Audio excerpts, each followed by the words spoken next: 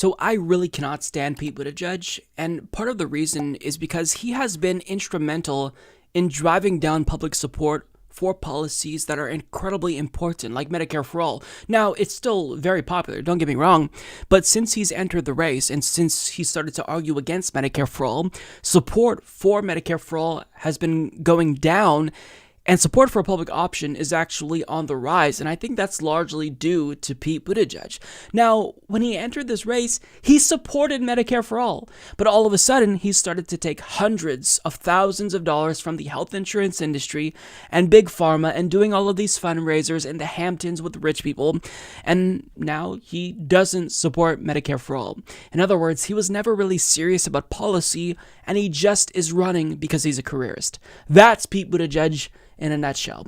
But now that he has successfully driven down support of Medicare for All to a degree by disingenuously arguing that it takes away choice if we want to remove the profit motive out of the healthcare system, well, now he's setting his sights on another popular progressive policy proposal. So this is an ad that he released that I guess his team thought was a good idea and a good point to make about free college and why we can't have it. I believe we should move to make college affordable for everybody. There are some voices saying, well, that doesn't count unless you go even further, unless it's free even for the kids of millionaires. But I only want to make promises that we can keep. Look, what I'm proposing is plenty bold. I mean, these are big ideas. We can gather the majority to drive those big ideas through without turning off half the country before we even get into office. And that, I think, is the best governing strategy, as well as what it's going to take in order to win. And Lord knows we got to win. I'm Pete Buttigieg, and I approve this message. You're wrong. Okay, so the first red flag is he says that we should make colleges affordable for everyone. Whenever a centrist talks about affordability, I have to ask, what does that even mean? Because what we've learned from the Affordable Care Act is that affordability is incredibly subjective. What's affordable for one family is not affordable for another family. So when you say you want to make college affordable for Americans, I mean, that means nothing to me if you're not talking specific numbers. Now, all we get from Pete Buttigieg are vague platitudes, general policy prescriptions, but no real solutions that would actually fundamentally change America or change people's lives. And it's because he doesn't actually care about Americans. He just cares about being the president because he loves power and influence and probably money. Now, on top of that, he implies that people like Bernie Sanders think that he doesn't go far enough because we need to go so far that we make college free, even if it's free for the kids of millionaires. This is the exact same talking point that Hillary Clinton used in 2016 to justify her unwillingness to support free college. Because she said, I don't want to support free college because I don't want Trump's kids to benefit from that program. Well, what a moronic view of the world. It shows that you're not serious about policy because universal policies should benefit everyone because everyone pays into it. By that logic, we should not allow rich people to drive on public roads, or not allow them to enjoy public parks, or not allow them to call the fire department when their houses are on fire. That's idiotic. It's moronic. It's overly complicated. We don't have to means test policies just to make sure that we exclude millionaires and billionaires from participating. One, because millionaires, they're already going to send their kids to private Ivy League schools, right? Not very many of them are going to want to go to public colleges, but if they did, so what? You're saying that we should not have free college for everyone just to stop some millionaires from benefiting from it? If you truly were against millionaires benefiting from, public policy, wouldn't you institute something like a wealth tax or increasing taxes on the rich? You don't support that, though, so this is nothing more than pseudo-adversarialism. He wants to make it seem as if he's actually the one who is going to be harder on the millionaire class, but that's not true.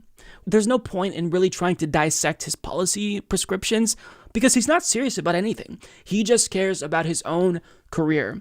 It doesn't matter what the American people need. He is in this for himself. Now, he also gave us a little bit of insight into his electoral strategy and suggested that people who go too far, like Bernie Sanders, they would turn off half the country. Now, what this tells us about his strategy is he would try to court moderate Republicans and pivot in the general election And, he's setting himself up now so the pivot doesn't seem too jarring, but this strategy is a proven loser. Hillary Clinton tried this, and Donald Trump is president. So, to him, winning this election isn't going to be about getting out young voters. It's not about registering new voters. This is about appealing to a fixed number of voters and just persuading enough moderate Republicans and independents. That's what he thinks that this is about. That's not going to be conducive to a victory, you moron. So Pete Buttigieg, he's dangerous, he is destructive, and the problem with Pete Buttigieg is that he's young, so we're going to have to deal with him probably every 4 years, right? If he's not successful in 2020, he's probably going to run for the Senate and then run for president again, and the establishment loves him because he is the errand boy of elites. So they're going to constantly shove him down our throats. And the problem with Pete Buttigieg is that he's effective at promoting neoliberalism and centrism and corporatism. So, we don't need that type of influence in the Democratic Party when we are pushing for a paradigm shift, right? But I don't really have to say anything else because Alexandria Ocasio-Cortez responded to this ad, and she basically did a phenomenal job at dismantling his entire view of the world. She tweeted, "This is a GOP talking point used to dismantle public systems, and it's sad to see a Democratic candidate adopt it." Let's talk about why Republicans are wrong on this. Just like rich kids can attend public school, they should be able to attend tuition-free public college. Here's why. 1, universal public systems are designed to benefit everybody. Everyone contributes and everyone enjoys. We don't ban the rich from public schools, firefighters, or libraries because they are public goods. 2, universal systems that benefit everyone are stronger because everyone's invested. 3, when you start carving people out and adding asterisks to who can benefit from goods that should be available to all, cracks in the system develop. 4, many children of the elite want to go to private Ivy-esque schools anyway, which aren't covered by tuition-free public college. 5, lastly, and I can't believe we have to remind people of this, but it's good to have classrooms from pre-K through college to be socioeconomically integrated. Having students from different incomes and backgrounds in the same classroom is good for society and economic mobility. That is precisely it. She basically just took his entire worldview and crushed it. And the reason why Pete Buttigieg even has to make this type of argument, oh, well, Bernie wants rich kids to go to school for free, is because he's actually not going to hold elites accountable, right? Or if he does, it'll be what, a slap on the wrist? Do you honestly believe that there would be fundamental systemic change under a President Pete Buttigieg? Of course there wouldn't be. So he has to make it seem as if, Bernie isn't actually bold. Bernie isn't actually taking on elites because he wants to allow millionaire kids to go to school for free. That is nonsense. It's idiotic. And it should tell you everything you need to know about Pete Buttigieg. He does not have a core. He's not driven by a political philosophy or ideology. His philosophy is power. He wants to make sure that he moves up. He, gets more power. He assumes positions that will be conducive to him getting more wealth. I wouldn't be surprised if he becomes a lobbyist or goes back to McKinsey after, he runs for president. This is someone who doesn't actually care about the people. And the problem is that Pete Buttigieg isn't alone. There's too many politicians, especially a lot of them who are running in 2020, who don't actually care about policies. They're running because they want to promote themselves. They want to set themselves up for a book deal or some other career. Bernie Sanders is the only person who is begrudgingly running because nobody else is willing to do what he wants to do. So I absolutely cannot stand Pete Buttigieg. He is one of, if not the most dangerous people in the race. And anytime he argues against our goals that we've been fighting so hard to elevate, we need to call him out because this is dangerous. It's disingenuous. And I'm just really sick of this talking point and this line of thinking to, downplay progressive goals. Like, fuck off. If you don't support it, then be a Republican. Politically, Pete Buttigieg is a moderate Republican. So if you want to appeal to them so much, just run as a Republican already. Be a log cabin Republican. We all know that that's probably what you prefer. And, join the other team who you're pandering to so much. Like, I'm so sick of these types of politicians.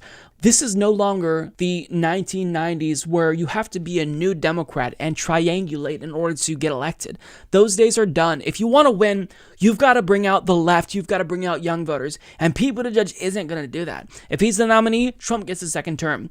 Hear me now, quote me later, but I hope that we don't even have to deal with that. I hope that we don't have to witness Pete go up against Donald Trump. I don't think we will, but if we do, Trump is going to absolutely destroy him, because this is someone who is a weasel, and people will see right through him and the Democratic Party base. They're just going to stay home. They're not going to support this elitist who isn't going to do anything for them. The Humanist Report is fake news. Mike only cares about Crazy Bernie and his wacky socialist ideas. Sad, very sad. I'm unsubscribing.